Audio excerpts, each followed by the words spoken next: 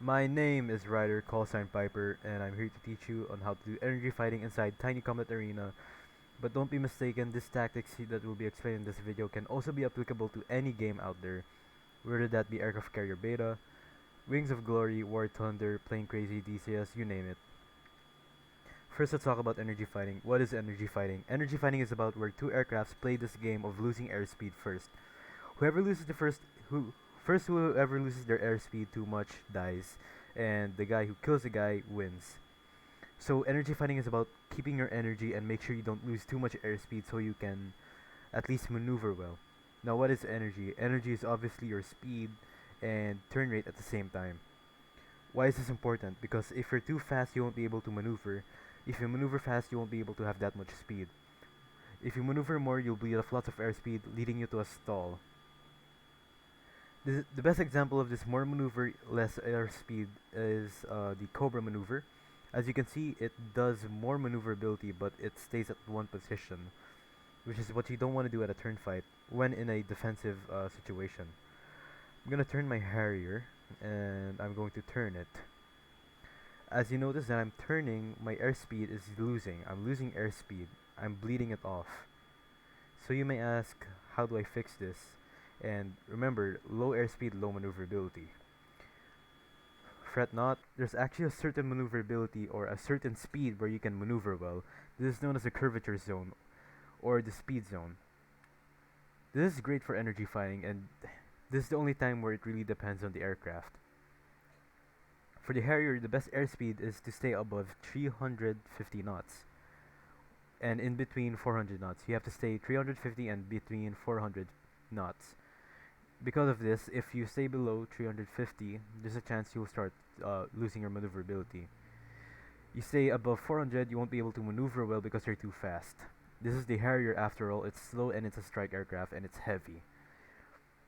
So, you may ask, what's the best journey for the fighter? Again, for the Harrier, it's the 350. I'm going to show you.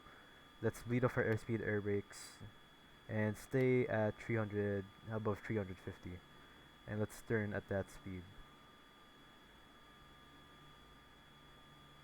I'm turning pretty well, and I'm not facing that much G-force. I'm not going 7.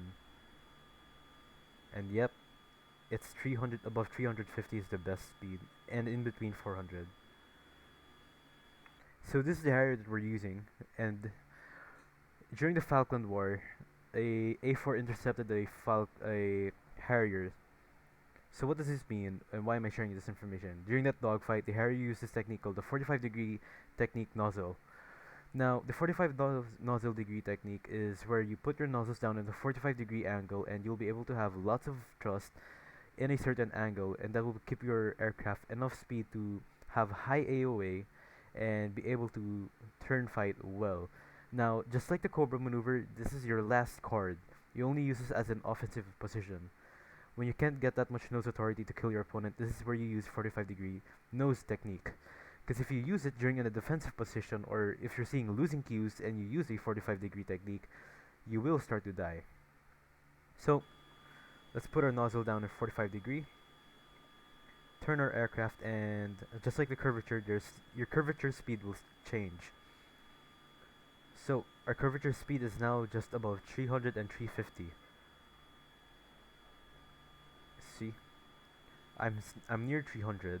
I'm near 300 and I'm turning pretty well.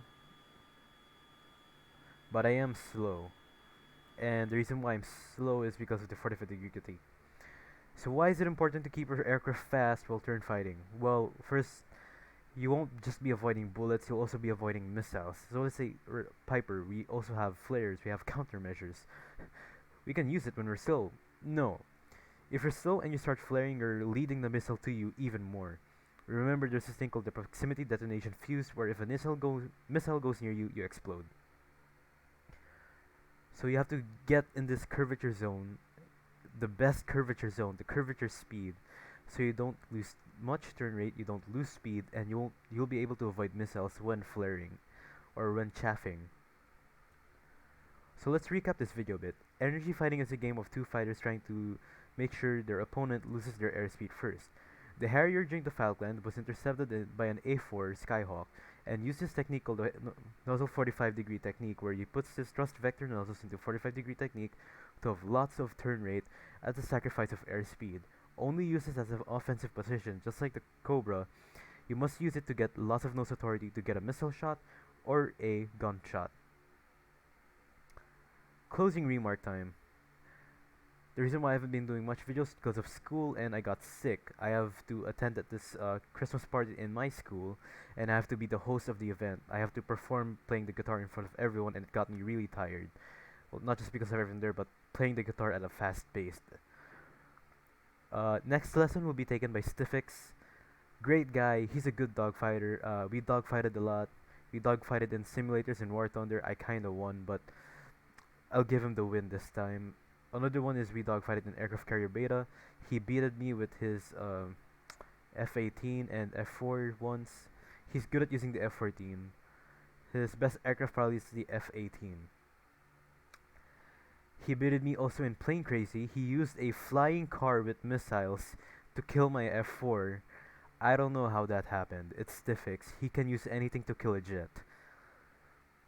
Lesson 9 will be about the boom and zoom tactics on the F-15C, F-15E Strike Eagle inside Aircraft Carrier Beta. Yes, I'm going back to that game to discuss boom and zoom with the F-15 to all the F-15 fanboys out there.